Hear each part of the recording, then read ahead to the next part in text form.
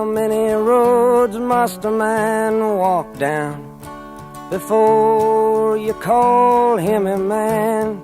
Some voices are rough, cracked, or even raw, yet we still find ourselves listening. Why is that? Well, stay tuned. That's coming up on today's episode.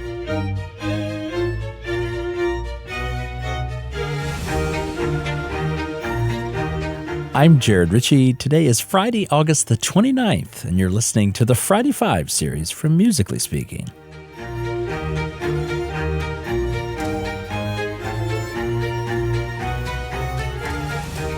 Today we are thinking about voices that are not cookie cutter or auto-tuned.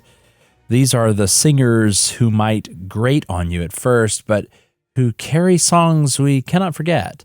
They remind us that music is not always merely about perfection. It's about the medium. It's about the delivery. So I thought we'd take a few points towards that end today. If it be your will that I speak no more, and my voice... Point number 1, authenticity over perfection. That was a clip, of course, of the well-known Leonard Cohen from his song, If It Be Your Will. He once wrote in a different song, "There is a crack in everything. That's how the light gets in." And that line is as true about his voice as it is about, I think you could say, about life. But the human ear does not need flawless pitch correction, which is all the rage in popular music today.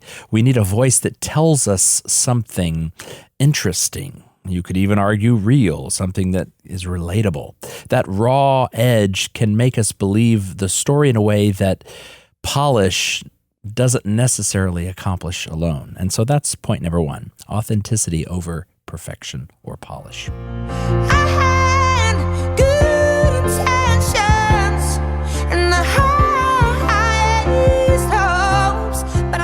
And point number 2, even beautiful voices are unique. This is, of course, the song Adele's Easy on Me. There are singers like Adele. She has an undeniably great voice, yet it's not, surprisingly, in this day and age, it's not prepackaged or you could say musically airbrushed. She does not sound like a studio product. And this song is one off of her most recent album. She sounds like herself. And that is the link, I think, between these raw singers and those who may even still have remarkable vocal gifts as she does. The power comes from a relatability, an honesty, not a machinery of sound that is produced digitally. So that's point number 2. Even the beautiful voices are unique. And I think it's going to rain today. And point number 3, the voice as storytelling. That was, of course, Randy Newman, his 1965 hit, I believe, I Think It's Going to Rain Today. In Bob Dylan, Leonard Cohen, Randy Newman, none of these would win a vocal competition for tone, but their voices carry their own songs. Every crack or gravelly edge becomes part of the storytelling, you could say.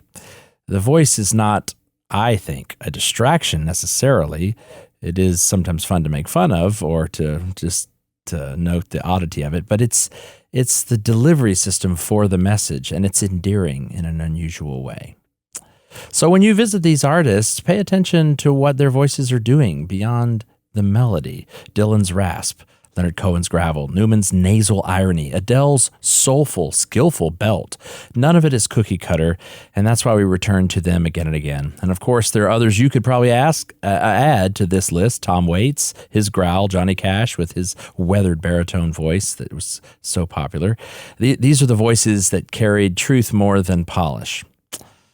Well, that's going to have to do it for Friday 5 this week. I'll put a link in the show notes for a few of these links for you to listen with your own ears, and I'm sure you can think of another one or two. As always, thanks for listening. I'll see you next time.